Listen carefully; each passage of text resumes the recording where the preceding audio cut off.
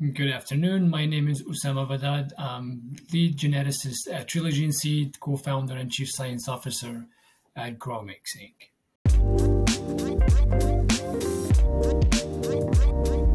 We must work untiringly so that our children are obliged to learn the truth. Because it is only through knowledge that we can safely protect them. Curious About Cannabis is dedicated to providing reliable cannabis science education to anyone curious enough to learn. To get access to free courses and other educational resources, visit learn.cacpodcast.com and become a Curious About Cannabis member for free. The Curious About Cannabis book provides an incredible crash course in cannabis science through over 500 pages of content filled with photos, activities, science experiments, games, and more to help guide you through your personalized cannabis education journey. This book has become a trusted textbook in colleges and universities across North America and is absolutely perfect for serious learners, as well as cannabis educators, bud tenders, clinicians, patients, and caregivers. And special thanks to the many individuals, companies, and organizations that have helped Curious About Cannabis meet our mission of becoming the #1 trusted source of cannabis science education on the planet. This includes organizations like Credo Science with Ethan Russo, the Kenigma, Treadwell Farms, the Spellman Report with Kevin Spellman, The Workshop, Green Earth Medicinals, CBD National, Magnolia Botanicals, and more. Visit cacpodcast.com/sponsors to learn about our sponsors and go show them some love for helping us spread cannabis science education far and wide to anyone curious enough to learn. If you like Curious About Cannabis, consider checking out some of these other learning initiatives by Natural Learning Enterprises. Come on, Molly! It'll be an adventure! Phoebe called out as she followed Brother Toadstool. Brother Toadstool led Phoebe and Molly into a tunnel that went deep down into the ground. As they climbed into the tunnel, they found themselves getting smaller and smaller and smaller. Our new children's book, A Toadstool's Treasures, takes young readers on an adventure into the fun and fascinating world of fungi. Learn more and find mycology-related learning resources, games, and lesson plans for teachers and homeschooling families at toadstoolstreasures.com. And now, back to the show.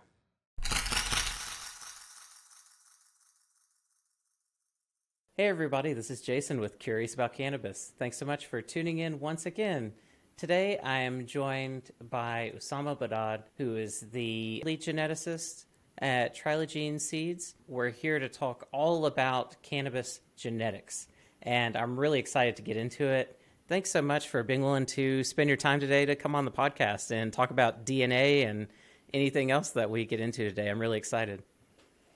Thank you for the time and the opportunity. I appreciate it. Absolutely. And to start us out, tell us a little bit about the company and your personal work.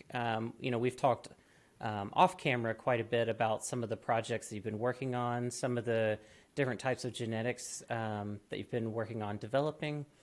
So give us just a little bit of background into Trilogene Seeds and just what you're all about. Sure. So Trilogene Seeds is a genetic company that started in the market in 2016, and it's been successfully put in cultivars since then. We put in the market about 60 cultivars that have been commercialized in around 35 or 36 countries. We have presence in South America, in Asia, in Europe, and we are present in every state in the US. So in the beginning, we started doing conventional breeding, just like everybody does, large phenohunt selection based on certain criteria, and then crossing and developing lines. And lately, the urge, if you want to go to market with certain genotypes, became very important. Things that most of the genetics are suffering from. Sometimes it's a disease, for example. Certain cultivars growing in certain areas require certain tolerances or resistance to disease. For example, if you're growing in the south, you're growing a crop outdoor. Summertime gets pretty hot and humid, and all the problems with powdery mildew will come up. So this is something that in the normal varieties and cultivars, in the way we've been breeding cannabis, we actually kill the genetic diversity. So all those allele frequencies coding for those resistance and tolerances to biotic and abiotic stress, we lost them during the selection for high CBD or high THC lines, but we forgot about the other traits. So those allele frequency disappeared in nature. I'd love to talk about that a little bit more, because I think that concept is really, really important before we move on. This concept of genetic diversity in the cannabis population and what's happened to it through commercial breeding and everything. You know, a lot of people have pushed back when I've made similar statements like that we've really kind of bottlenecked the genes in a way, just going after THC and aroma, that we've lost a lot of things. And I've gotten pushback from people that say, well, also because of all of the experimentation that's going on with cannabis, it's actually as genetically diverse as ever. But I think that sometimes folks kind of misunderstand the point I'm trying to get across when I talk about that bottlenecking and some of these traits. So do you mind kind of unpacking that? How do these traits get lost through breeding, and you know, what are people maybe losing sight of when they think that there's a lot of diversity when they look around at commercial cannabis? Well, let's take the time and what happened during, let's say, the past 10,000 years of domestication of cannabis. Cannabis is one of the oldest domesticated species that seems to. This is based on the study that was done lately with sequencing. Came from the Tibetan Plateau, crawled west, came to the fork in Turkey, and went north on the fork to Europe, and then it came to the Americas. This is based on the sampling they did. The problem with that study, it discarded the entire country from the sampling. No samples from Africa. So for you to say that it came from the extreme east to Turkey and went up at the fork instead of going to North Africa, if we just follow the knowledge and every domestication that happened, it came to North Africa before Europe, because nobody was drinking tea and wearing silk in Europe back then. Unlike people in North Africa, we had really empires like the pharaohs and stuff like that. So every other knowledge came to North Africa and then went to Europe when the Moors from Morocco invaded Andalusia around 1400 years ago. But this is a different story. What happened is we've been selecting for certain things. When humans discovered that they can get high off of THC, and that's a medicinal thing that we can use, everybody was selecting just for that high THC. Those high THC varieties have been associated with certain plant structures. They were very airy. They had just little nugs, and those powdery mildew problems were not a problem back then, because you didn't have a bigger biomass. You just had little sticks with flower. Yeah, there's a lot of airflow. Exactly. Yeah. The problem with selecting for yield and THC and yield and THC, you went from that finicky plant to a very dense inflorescence. The problem with dense inflorescence in the commercial level is the airflow. So what and this is the kind of selection behavior that led to the bottleneck. How? All of the other traits were not selected for, so they got discarded in the genotypes that didn't make the cut. You might have something resistant, but it didn't show a really nice bud structure, so it got discarded. This is how we lost those traits, and those traits are encoded by genes. Those genes, if you don't select for them, if they're discarded from the population, then you lose them. They don't exist in any of the genotypes that you have in the population. Another problem that occurred is when we started crossing in the beginning, we were creating real F1 hybrids. The problem was we used those F1 hybrids and we started breeding with them, not knowing that there is a segregation of gene in the F1. You take a hybrid, if you grow it again, that's a segregation population. You will have 25% on this side, 25% on this side. Those are the parents that gave the cross, and then 50% of that hybrid vigor that is still left. And just find a good cut, cross it, keep crossing hybrids and hybrids and hybrids that we thought they were real hybrids, but they were not. And what happened is we ended up creating this genetic pool of half brothers and sisters, and we just keep crossing them.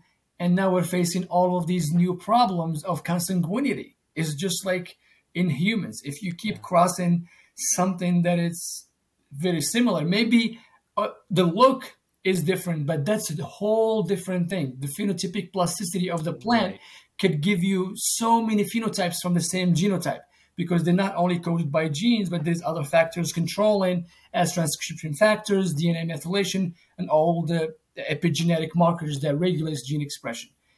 And we just went for the purple flower, for this.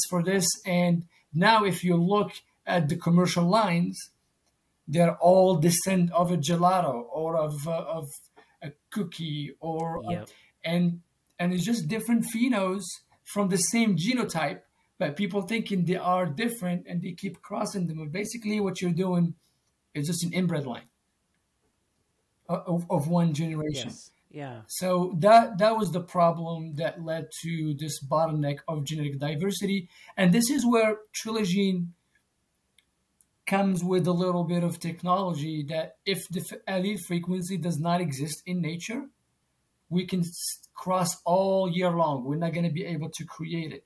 How about we can induce that variation using so many different techniques? Well, yeah, you just pointed out two really important things I wanted to highlight. One is that I really want to highlight the fact that you said that the phenotypical diversity that you see can come from, a limited amount of genotypes. So you could see more phenotypical diversity than is actually represented by genotypical diversity, because of all of those other variables that are at play. I think a lot of people don't realize that, and so I think that's really important to point out, because what that means is that all of the phenotypical diversity that you see is actually relatively narrow compared to what you would possibly see if more more diverse genetic information were represented absolutely in those plants. And so in kind of another point to this too, we've seen this problem crop up with agricultural crops repeatedly, that as they get heavily domesticated, they get bred for certain traits that humans like, that, for food or whatever, we essentially homogenize the gene pool down to the point that it makes the plants vulnerable if certain diseases come through that they have no ability to protect themselves from, viruses, whatever. And then all of the plants go down because none of them have any defenses for that, because they've been bred out, lost, whatever. And so I think people take for granted that this could happen to cannabis. But it's completely the case. We don't know what we've lost by, just like you said, thousands and thousands and thousands of years of domestication and focusing on these limited number of traits. So really important points. And then moving into these technologies, let's talk about, how do we get these lost traits back? How do we get these alleles back into the genetics of these plants? Because there are multiple ways. There is absolutely multiple ways. The easy, closest way to do it is to do real genetic assessment of land races that exist around the world. And those need to be in a seed bank available through the Nagoya protocol of share of biodiversity. And I don't know if I'm looking for a strain that is specific with the cannabinoid. I know that I'll take an example, THCV, some of the Durban lines, they are really high in THCV. Collaboration with a center in, I don't know, in Uganda or maybe in Malawi or Tanzania, to send that seed that could be screened, that could be involved in a breeding project, and then some of those royalties go back to those people, because we need to use cannabis as a way to give back to those communities. We can't forget about them. Beside land races and reintroduce them into introgression lines and stuff like that, there is induced variation. And this is, it brings us to the two big theories that exist today, is certain traits are governed by copy number variation. So how many copies of that gene you have, for example, you will have a higher content of certain secondary metabolites. Or it does not matter what number you have of the variants. What matters is the variant itself. It's a specific sequence. So to tackle both of these theories, we have variation breeding that use induced mutagenesis to create new variations. In this case, we're creating new alleles, new frequencies, and we are contributing to enrich that first genetic pool that we started with. On the other side, there is ploidy manipulation. If copy number variation, for example, is controlling trichome density, having 4 copies will give you a denser inflorescence than 2 copies. So manipulating the chromosome number is a way to duplicate the copies of certain syntases, for example. But this is just in theory. Yeah. What could happen is... Well, I think it's good, just in case anyone's unfamiliar, real quick, do you mind just providing a really basic definition of like polyploidy, that sort of thing? I'm just worried that some folks might not know what that is. So a polyploid or a tetraploid.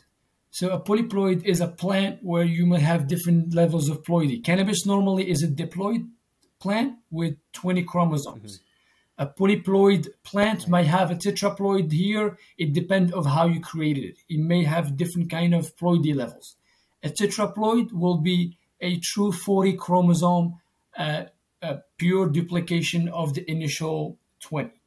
And that's what you want, because that will allow you to commercialize that line as a tetraploid, which is basically you take a 4-cylinder engine, you take the engine out, you put an 8-cylinder engine, and then you hope that the body does not fall apart.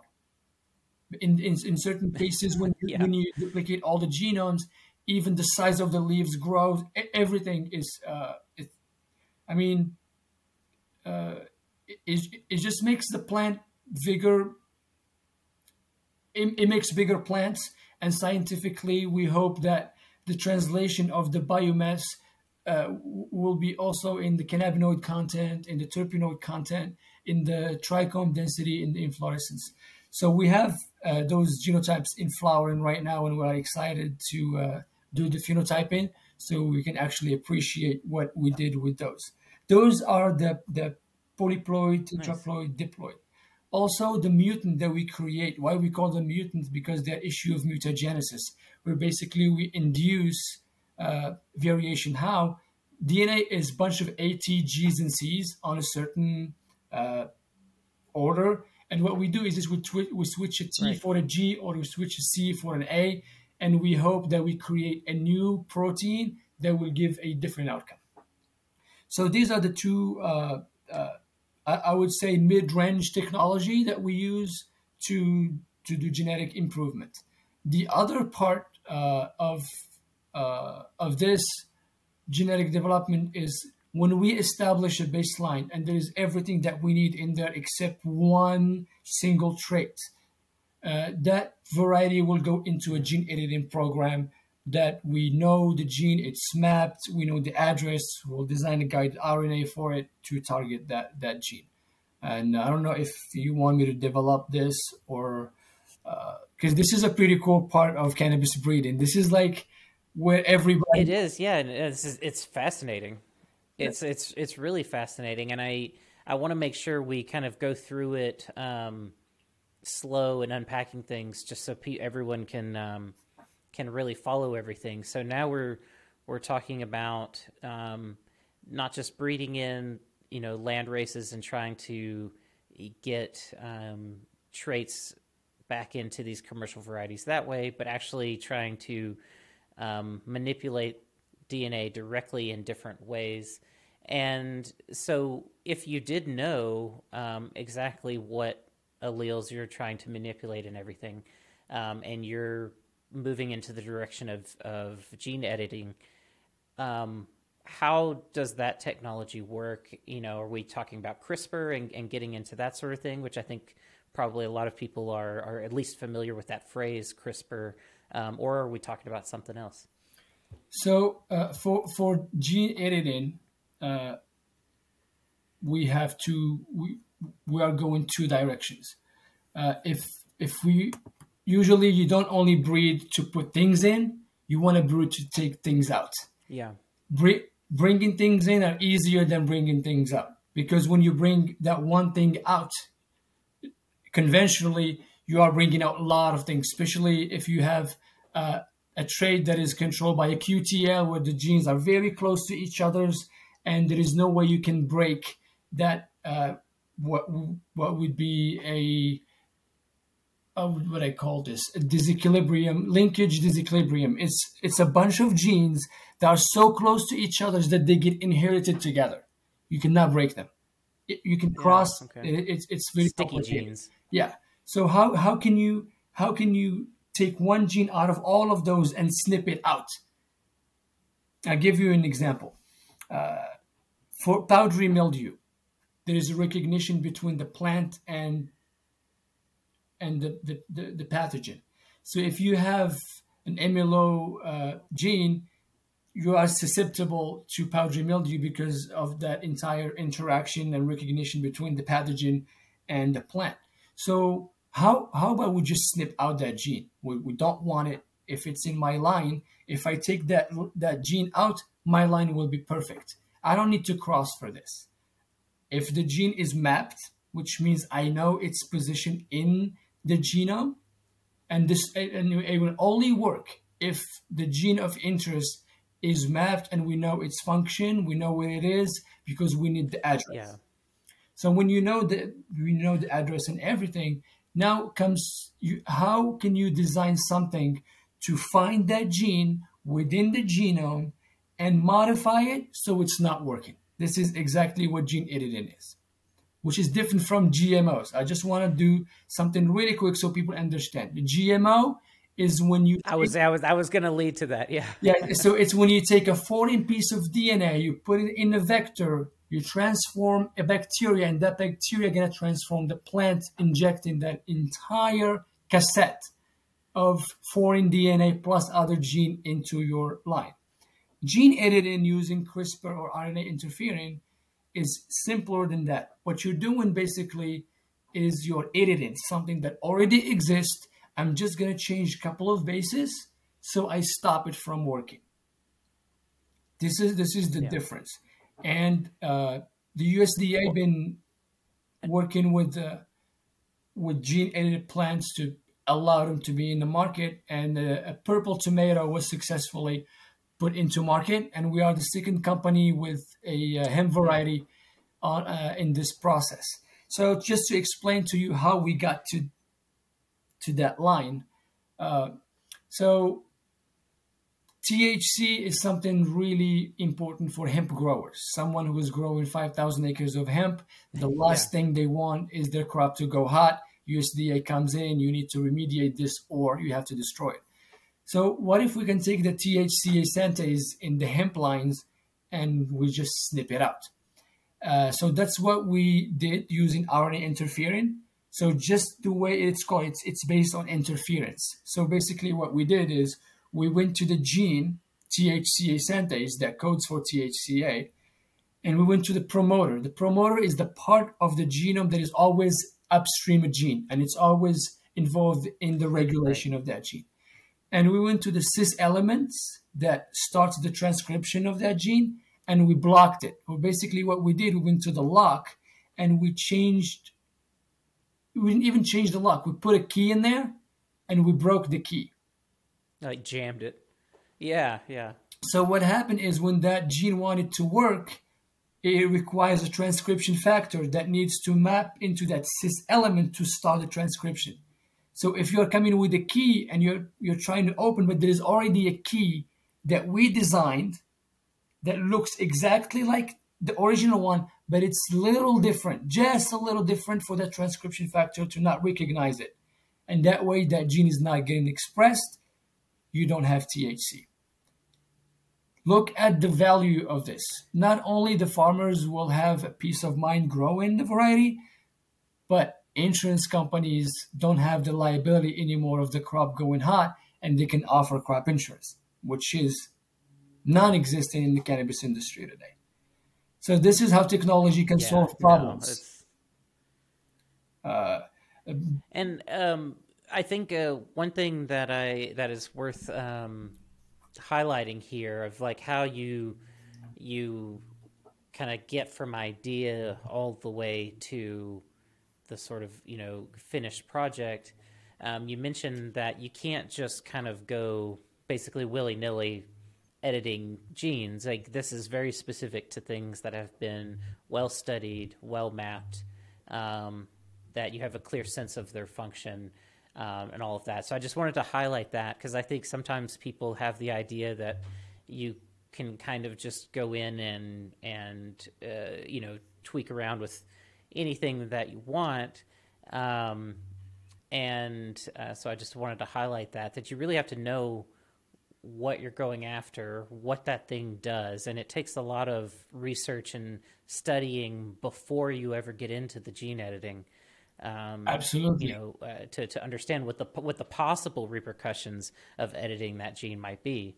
And then of course you edit it and then find out and grow it out and measure it. So I know some questions folks are going to be having as they're listening to this is one, with these plants where the THCA synthase has been knocked out, have you grown those plants out and verified the lack of THC? I know people are going to immediately ask that. So those plants are still in tissue culture. So what we did, you can verify. Gotcha. Okay. You can verify if that plant first. Just to explain to people how gene editing happens. Gene editing happens in two very important phases: genetic transformation, plant regeneration in tissue culture. So we take very small explants, sometimes embryos, and we transform those. We develop a callus. That callus is nothing but a cancer. It's a bunch of undifferentiated cells, but we can take a piece from that and we can sequence just to know if the transformation happened or not. So now we know that our transformation happened. We're in the process of regenerating plants off of tissue culture to be phenotyped. And we don't even have to flower them all the way. We know that THCA synthase start working at week 2. So at week 2 of flowering, we can do an RNA expression. We can see the gene expression just in a qPCR or RNA sequencing to know if there is a transcription of the gene. If there is no transcription of the gene, which means that our transformation worked, and that flower, when it grows, it's going to look like a beautiful flower. It just doesn't have any THC in it because we killed the transcription. We made something that is that it's not going to produce that. And we tackle that from a different perspective. So instead of only doing RNA interfered, we did CRISPR as well. So CRISPR, instead of targeting the promoter with the interference, we targeted the gene itself, because the THCA synthase is different from other genes. It's got only one exon. Every gene got a succession of exon, intron, exon, intron.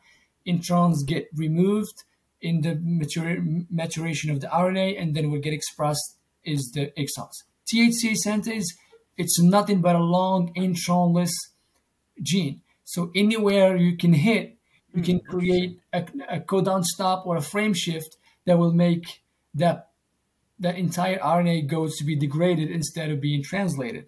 So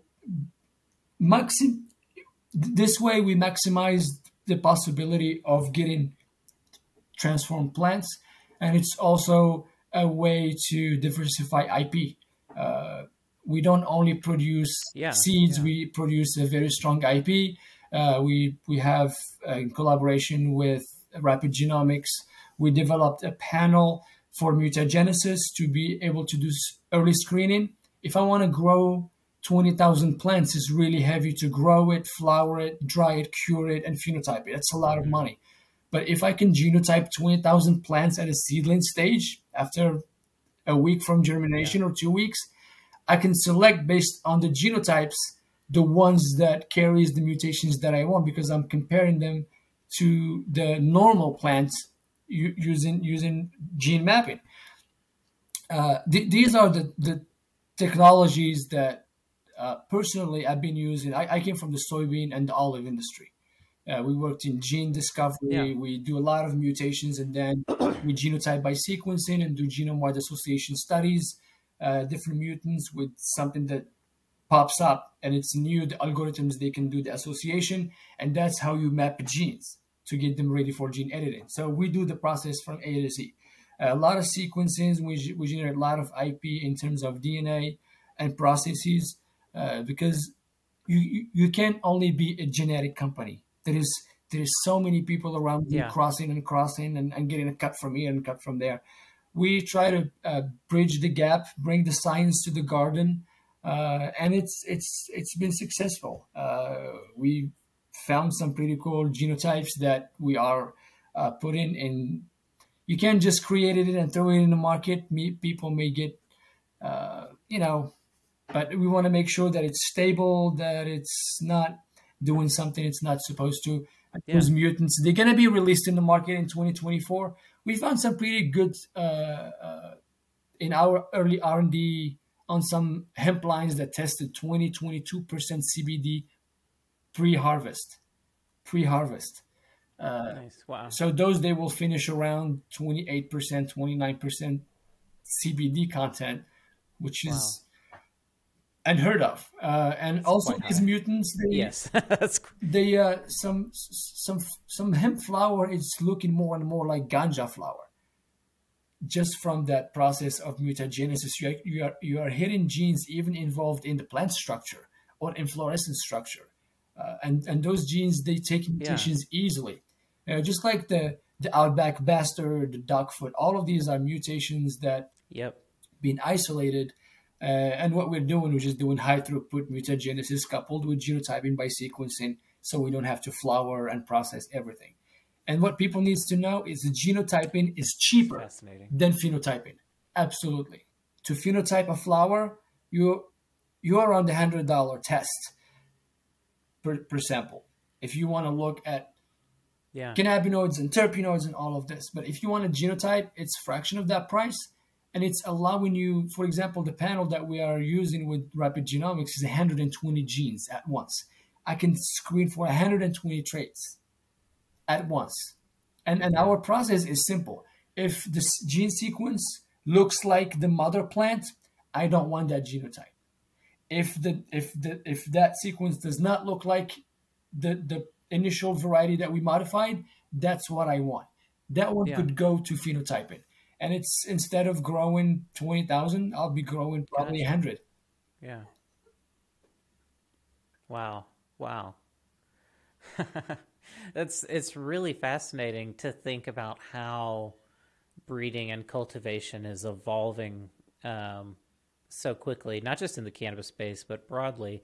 The fact that cultivators have these tools available to them. And and one thing I wanted to do with this episode is to make sure people knew that these tools existed and that these technologies exist, and are presenting solutions to all sorts of interesting problems, particularly, one issue that's happening right now that we've kind of touched on a little bit is that, cannabis isn't just being grown in arid environments anymore. It's not just being grown on the west coast of the United States and, in Afghanistan and, different areas like that. And cannabis as an industry is spreading into all of these other environments, higher latitudes and lower latitudes and different humidity environments, all sorts of different ecoregions.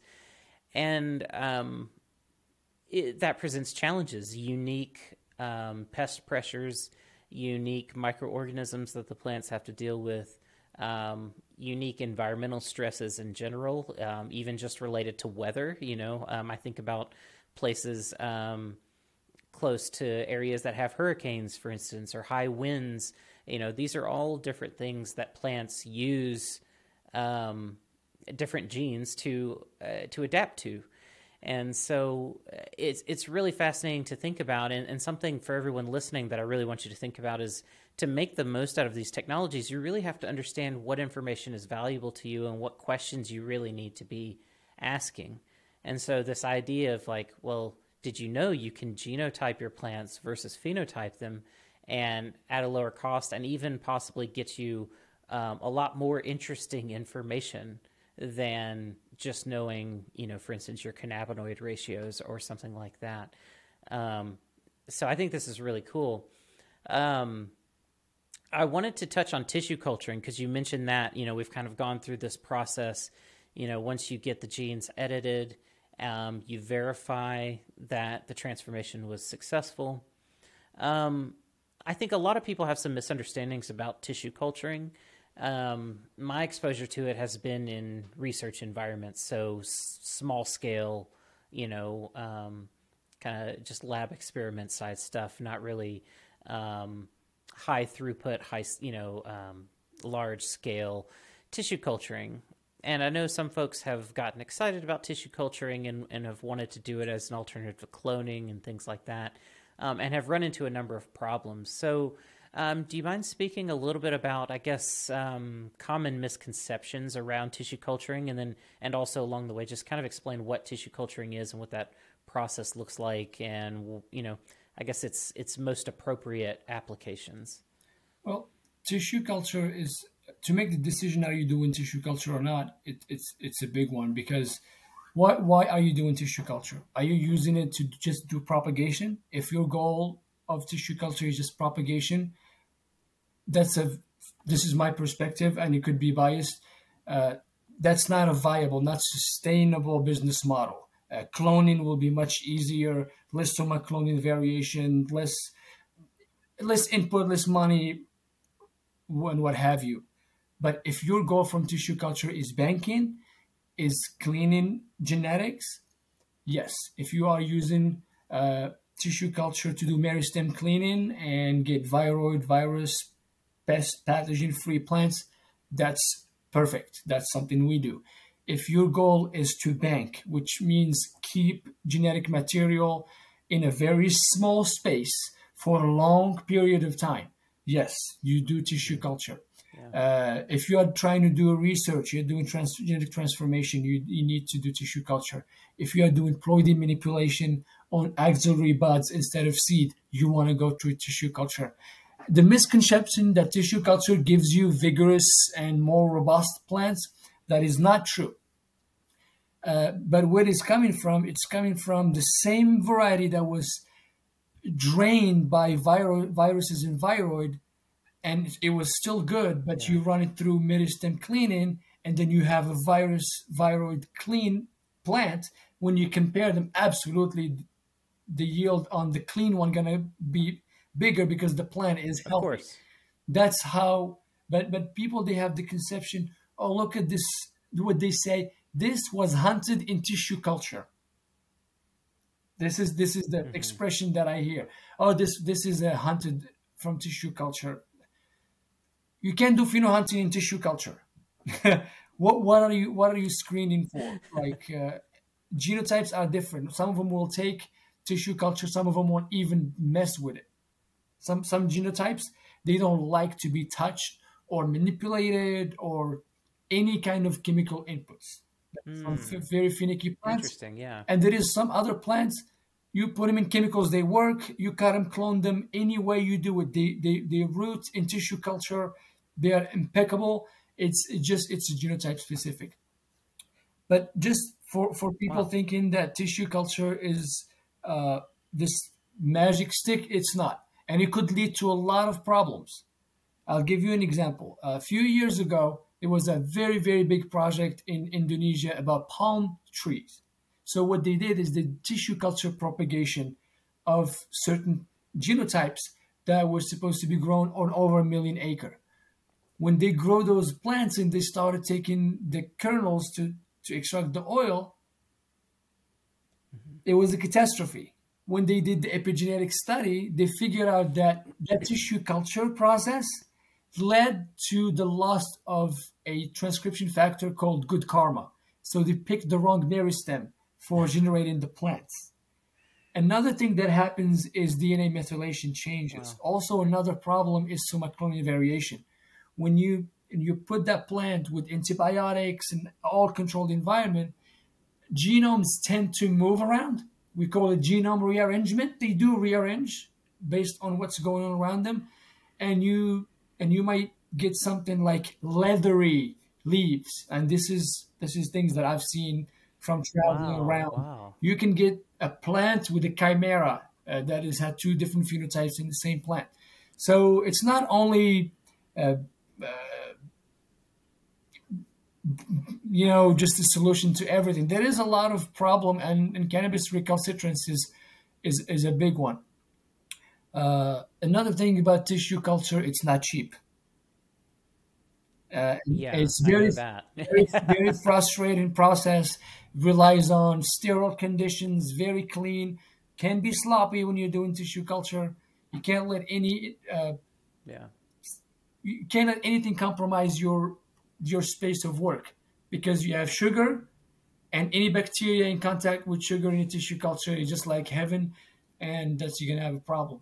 But if you are doing tissue culture for those specific things, absolutely. If your goal is large scale tissue culture for propagation, I think that business model is not viable, and people are realizing that. And anybody who is using tissue culture to produce a plant that's going to go into a facility to flower, it's not worth it. Now, testing can make sure that your plants that are moving around are pathogen free for everything like molds and viruses and viroids. You make sure that your clones are coming in, whatever it's coming out, it's clean. But you don't have to go tissue culture. It's heavy. And how much you're going to charge people for that tissue culture plant if you have an order of 50,000 cuts?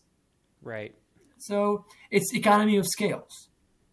Are you going to make the economy happening for people or not? And I think that makes sense. I think even clones, when the market is mature enough for F1 hybrids, and this is something that I think we should talk about, is the true F1 hybrids, just like corn and soybean. We need to get there, and if we get there, cloning also will disappear, because you don't need to be starting from clone. You find genotype A that is inbred, genotype B that is inbred. You put those two together, they give you F1 100% similar, but yet heterozygous, and that's your hybrid vigor. And you can always go back to the same cross and generate exactly the same F1 hybrids. The day I see, let's break that down. So I think that a lot of folks don't understand filial generations and how breeding works if they haven't had to do it or study genetics or anything like that. So let's break down some of these concepts that you just brought up, because I do think they're very, very important. So, you've talked about F1 hybrids and inbred lines and that sort of thing. So let's break down some of the terms and just kind of explain to an audience that really has no background in any of this, how do these genes get mixed up, and what's the process to get to the point where you can grow plants with stable, reproducible traits, ideally from seed every time? Like, what does that path look like? So to be able to produce F1 hybrids, you need true inbred lines. You need very homozygous lines. Homozygous means that in every loci that you have, or every locus that you have, both of the alleles, they have the same copy. So what it's in this allele, what's in this chromosome is in the other. So you have two copies, similar, identical allele copies. That's homozygous. To be able to make an F1, you got to make an inbred line. How you make an inbred line?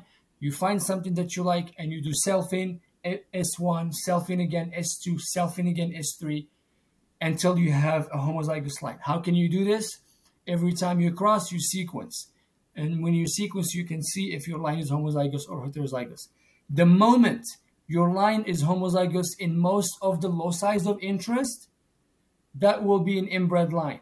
It's not going to segregate. It will still give the same yield. It will be lower than what you created in the beginning, but it will still be good. And now what you do is you create another inbred line using the same process. Self-in, self-in, self-in until you have the second inbred line.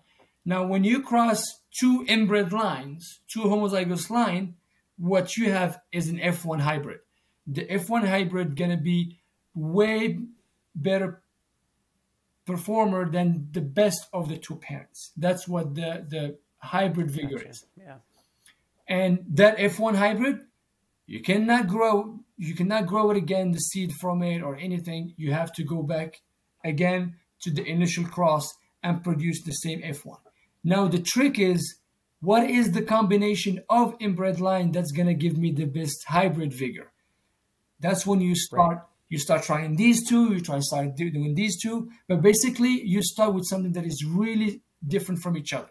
Two plants, two inbred lines from different genetic pools. They don't look the same, they don't smell the same, they have different cannabinoid ratios. When you smash these two together, you are creating a hybrid. Now, how long it's gonna take you to find that hybrid? It could be a year, it could be 5. But it depends on how large your baseline is. Imagine if you have 60 inbred lines. Now it's easier to find the right combination because you have a lot. The more homozygous baselines you have, the more probabilities you have to create a very interesting and commercially viable F1 hybrid. But it takes time. And I've seen a lot of companies out there talking about triploids, hybrid F1. I'm like, it's misleading unless what you, and I don't want to take away from people's work. It's not ethical. Yeah, if you claim that you have something in your website, if you think that this is an F1 hybrid, show a sequence of it, show the lineage of it, show the sequence of the parents. If you think that you have a tetraploid, show me flow cytometry analysis and chromosome counting. If you say I have this, show me the DNA does not lie. Everything that you can say, the proof is in the DNA. So this just going to lead to a more transparent industry where everybody can thrive instead of based on just deceiving and trying to make a buck really quick. It's and the this is very pertinent to. This is very pertinent to something I just came across on LinkedIn actually today, where someone posted about some seeds that they had available that were supposedly from plants that were very resistant to common cannabis pests. And someone commented on the post and they said, how did you measure, how did you quantify that these genotypes are resistant to, the pests that you say they are? And they got very defensive, which I thought was interesting because all the person was doing was saying like, okay, you've made this claim about your genetics, so how can someone verify those claims?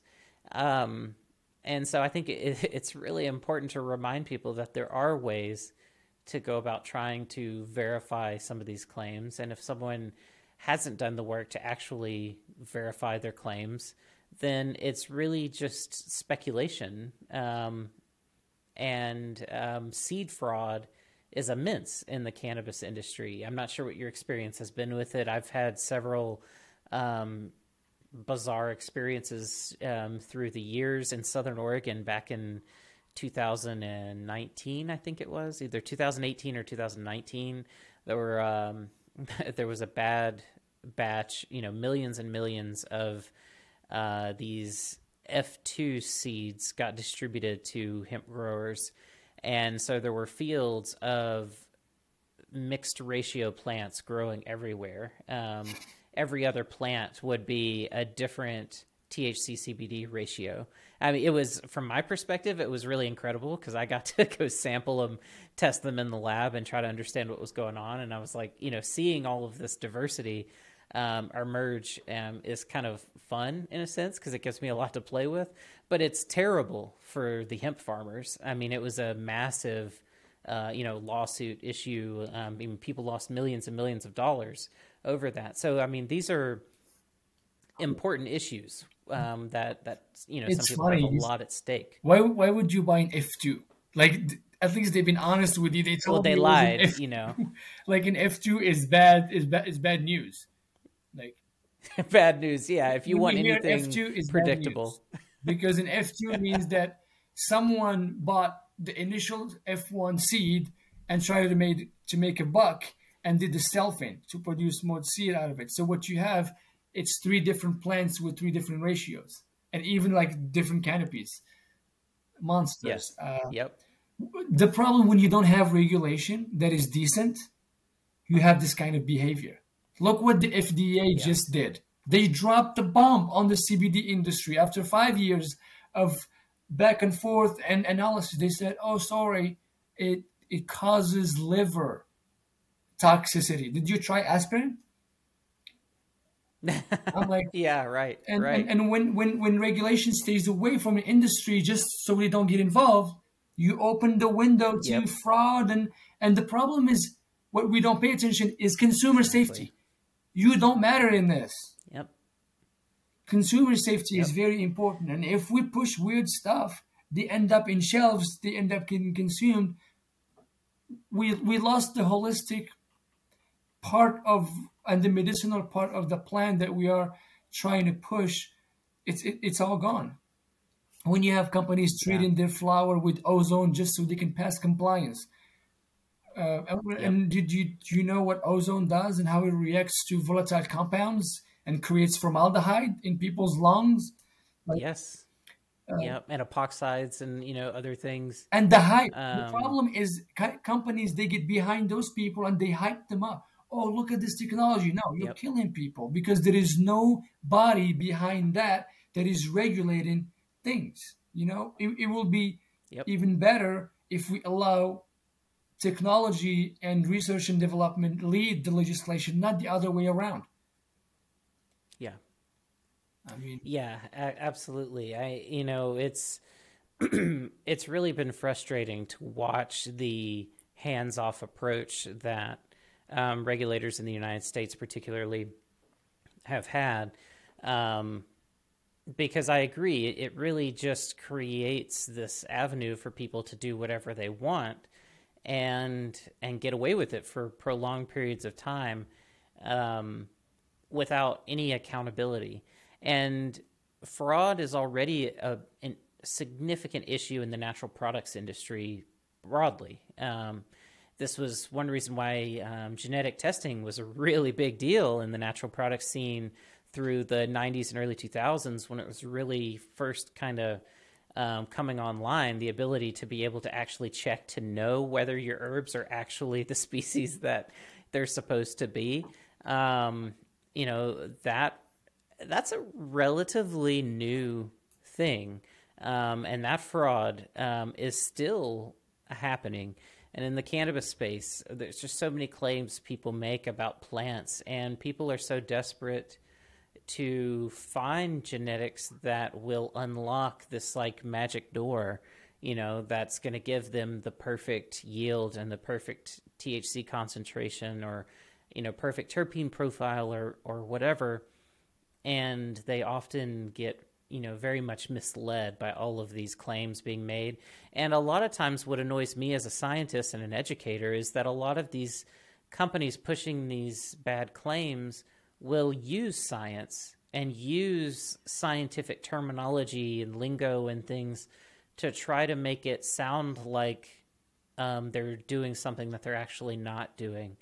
And so I hope everyone listening is mindful of it's quite prevalent, very prevalent. And until folks know that there are tools available and people, companies that they can go to talk to about these issues and try to find solutions to apply that level of quality control, unfortunately, people are going to end up losing a lot of money, time, and resources along the way, until they, really start taking control of that level of quality, both in the genetics, not just in the chemical profiles.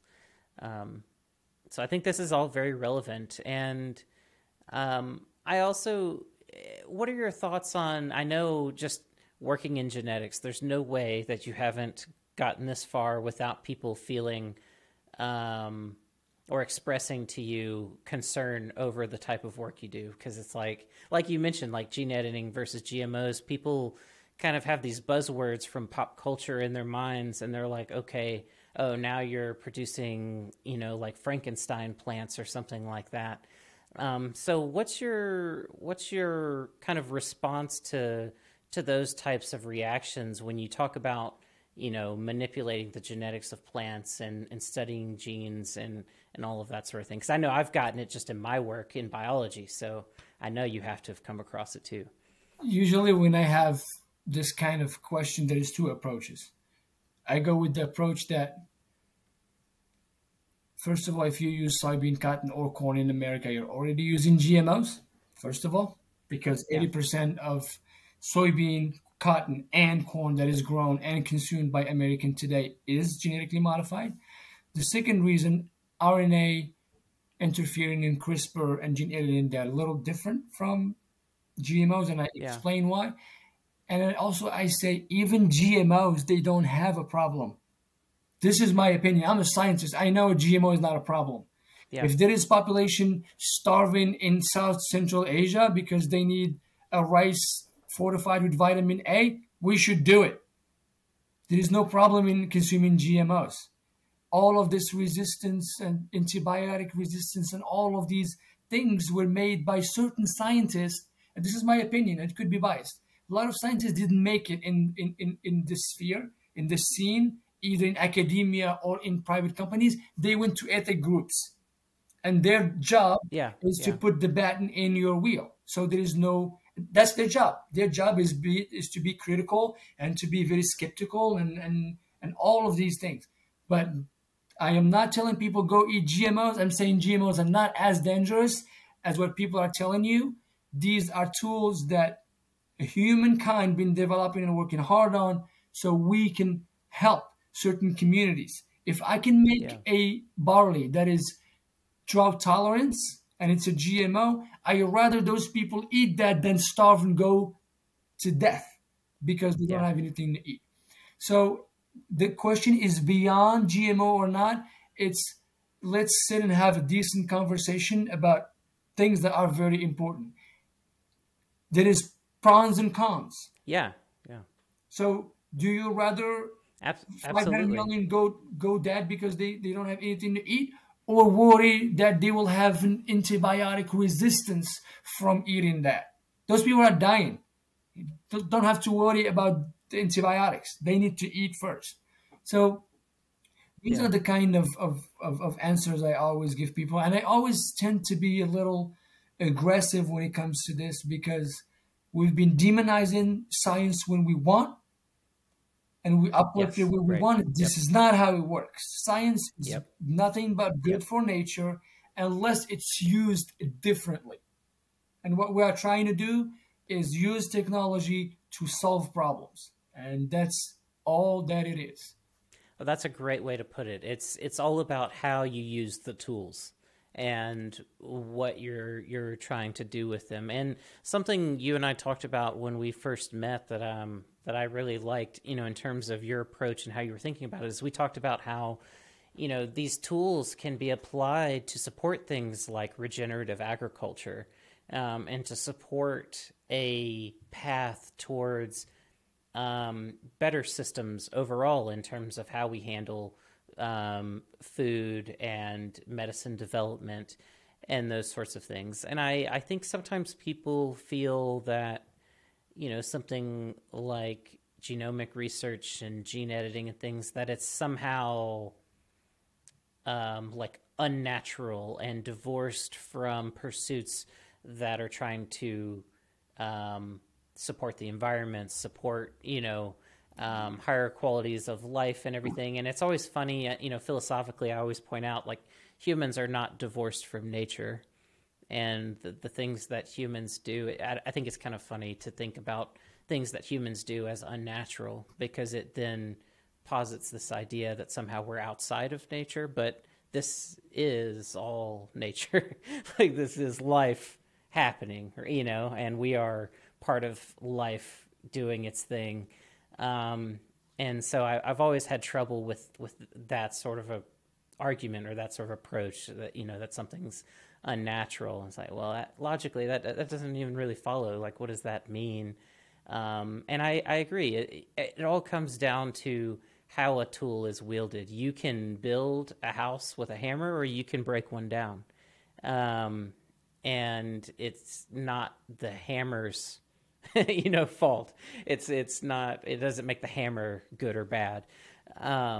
So I think that's a really good way to contextualize that. Really quick, I think we're wrapping. I just wanted to thank you for the opportunity, and we don't get to talk this deep about the tech and trying to vulgarize it, make it easy for people to digest. I appreciate you taking the time, and hopefully we get more opportunities to develop more certain points. And anybody got any questions, my name is Oussama Badad. I'm lead geneticist at Trilogene Seeds. My email address is usama@trilogeneseeds.com. Any questions, I will be more happy to follow up or anything. Perfect. Yeah, and I'll throw all of that in the show notes. And yeah, we'll probably have to follow up. I think there'll be some questions after this, and it'll be good to see what people think and if we need to further, you know, explore some of these concepts. So thanks so much for being willing to spend the hour with me. Great conversation, flew by so fast. And I look forward to sharing this with all of our listeners soon. If you like this video, be sure to subscribe, hit the bell icon so you get notified of more videos, and go ahead and check out another video while you're at it.